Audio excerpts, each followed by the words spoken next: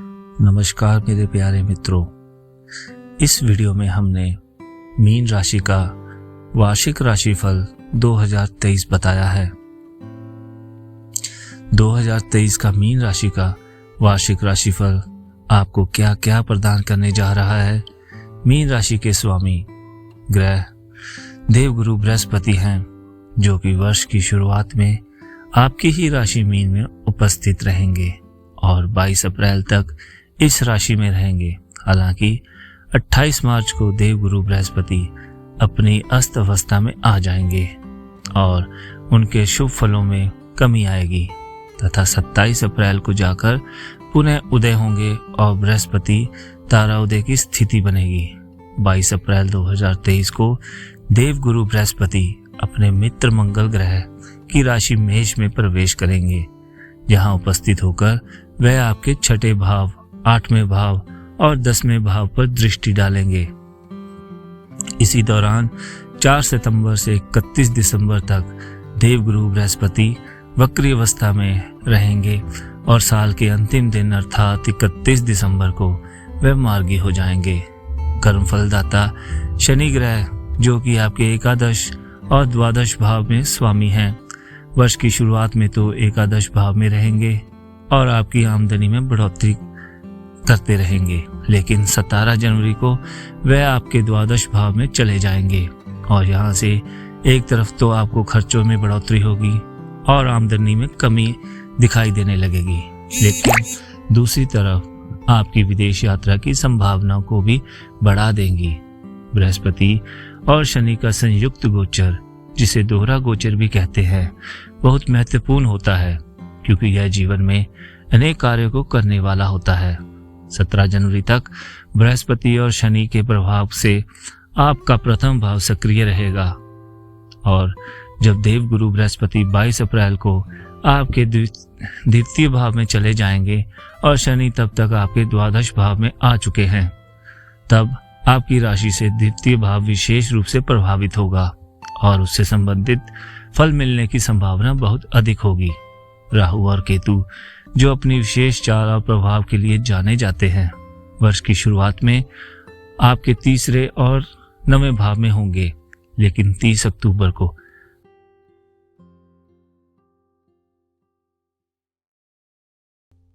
Mean राशि में और केतु कन्या में आपके अष्टम भाव में प्रवेश करेंगे।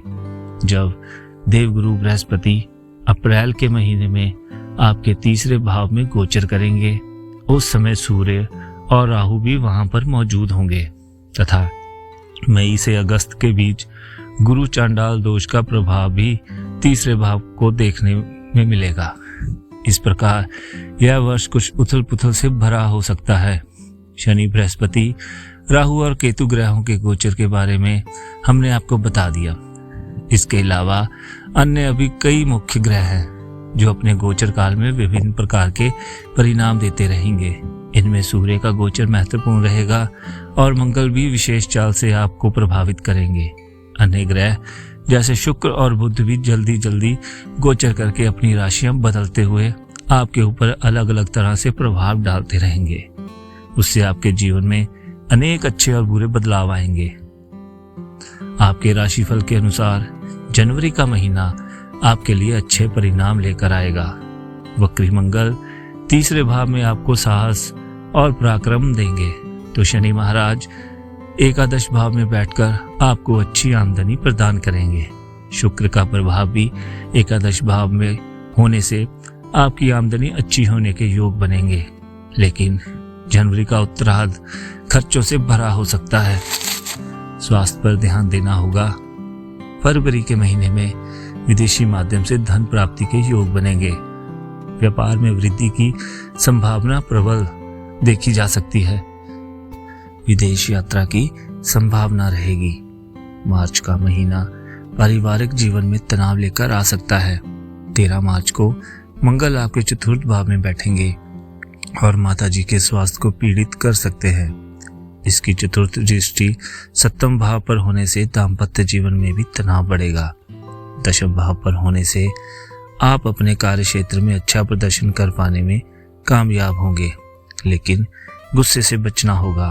एकादश भाव पर दृष्टि होने से अच्छी आमदनी के योग बनेंगे। कोई प्रॉपर्टी खरीद सकते हैं। मीन राशि फल के अनुसार मीन राशि के जातकों के जीवन में अप्रैल का महीना आपके जीवन में उतार चढ़ाव लेकर आएगा। किसी दोस्त के साथ निकटता बढ़ेगी और उन्हें दिल दे सकते हैं। प्यार परवान चढ़ेगा। दोस्तों के साथ समय बिताने के अनेकों मौके मिलेंगे। कम दूरी की यात्रा हो सकती है। वह यात्रा लाभदायक होगी। रिश्तों में प्रेम बढ़ेगा, लेकिन 22 अप्रैल को बृहस्पति के राहु और सूर्य के साथ द्वितीय भाव में आने से कुटुंब में तनाव बढ़ेगा। किसी की सेहत बिगड़ सकती है और झगड़ा भी हो सकता है। मई का महीना आप अपनी संतान को लेकर थोड़ा चिंतित रहेंगे, क्योंकि उनकी पढ़ाई में व्यवधान आएंगे और उनका स्वास्थ्य पीड़ित हो सकता है। इस दौरान प्रेम संबंधों में भी तनाव की स्थिति बन सकती है और एक दूसरे को समझ पाने के कारण आपके प्रीतम के ज्यादा गुस्से वाला व्यवहार देखने के कारण आप थोड़े दुखी रहेंगे। हालांकि आमदनी के मामले में यह समय अच्छा रहेगा। जून के महीने में खर्चों में बढ़ोतरी रहेगी। माल की आमदनी भी अच्छी होगी। विद्यार्थियों को पढ़ाई में कुछ समस्या का सामना करना पड़ेगा। पारिवारिक जीवन में चल रहे तनाव में थोड़ी सी कमी आएगी, लेकिन कुटुंब में कोई विवाद जन्म ले सकता है। इस दौरान अच्छा भोजन करने पर ध्यान दें, नहीं तो मुंह में दांत और पेट के संबंधी कोई बीमारी आपको चपेट में ले सकती है। और जुलाई महीने के अनुसार आपके शत्रुओं को आप चारों खाने चित कर देंगे। यदि कोई केस आपके विरुद्ध किसी न्यायालय में लंबित है तो उसका फैसला आपके पक्ष में आ सकता है। आपकी नौकरी में यह समय अनुकूल परिणाम लेकर आएगा। अब आप अपनी मेहनत के लिए जाने जाएंगे। पदोन्नति के योग भी बन सकते हैं। इस दौरान धन लाभ के अच्छे योग बनेंगे और विदेश जाने की संभावनाएं प्रबल हो सकती है। अगस्त का महीना उतार चढ़ाव से भरा रहेगा। महीने की शुरुआत में व्यापार में वृद्धि होगी, लेकिन महीने के उत्तरार्ध में कुछ समस्याएं हो सकती हैं। व्यापार के सिलसिले में काफी यात्राएं करनी पड़ेंगी। हालांकि की गई यात्राएं लाभदायक होंगी। दाम्पत्य जीवन में तनाव बढ़ सकता है। जीवन साथी और आपके बीच गलतफहमियां पैदा हो सकती हैं। भाग्य पर सब कुछ छोड़ देना अच्छी बात नहीं, इसलिए मेहनत करने पर ध्यान दें। सितंबर का महीना व्यापार में कुछ नए गठजोड़ करा सकता है। इस दौरान दाम्पत्य जीवन में चल रहे तनाव में उतार चढ़ाव रहेगा। आपको अपने स्वास्थ्य को लेकर थोड़ी सावधानी बरतनी पड़ेगी। आमदनी में उतार चढ़ाव बना रहेगा और आप कोई बड़ा निर्णय ले सकेंगे। प्रेम संबंधों में यह महीना आपको अपने अंदर झांकने का मौका देगा और अपनी गलतियों को स्वीकार करके आप अपने रिश्तों को संभाल सकते हैं। अक्टूबर का महीना सावधानी से बिताने वाला रहेगा। इस दौरान मंगल आपकी राशि के अष्टम भाव में गोचर करेंगे, इसीलिए किसी भी तरह की चोट या दुर्घटना हो सकती है। इससे बचने की पूर्ण कोशिश करें और वाहन भी सावधानी से चलाएं। इसके अतिरिक्त ससुराल पक्ष से कहासुनी होने और अचानक से धन प्राप्ति के योग भी बनेंगे। इस दौरान आपको कुछ काम अचानक से अटक जाएंगे, लेकिन आपको धन लाभ भी होता रहेगा। नवंबर महीने में आपको धन संचय और की प्रवृत्ति बढ़ानी पड़ेगी, जिससे आप अपना धन बचा सकें, क्योंकि 30 अक्टूबर को राहु आपके द्वितीय भाव से निकलकर आपकी राशि में प्रवेश कर चुके हैं और द्वितीय भाव में अकेले देवगुरु बृहस्पति विराजमान है। आपके परिवार और आपके ससुराल पक्ष के बीच यदि कोई समस्या चल रही है तो वह भी दूर हो जाएगी और आपके कार्य क्षेत्र में आपको प्रतिष्ठा की प्राप्ति होगी। दिसंबर का महीना आपको उम्मीद से अधिक प्रदान करने वाला महीना साबित होगा। आपको अपने कार्य क्षेत्र में बड़ी पदोन्नति के योग बनेंगे। इसके अतिरिक्त व्यापार में भी अच्छी प्रगति देखने को मिलेगी। आपके संपर्क गणमान्य लोगों से होंगे, जिनसे आपको बहुत फायदा होगा। ये तो था साल 2023 का मीन राशि का वार्षिक राशिफल।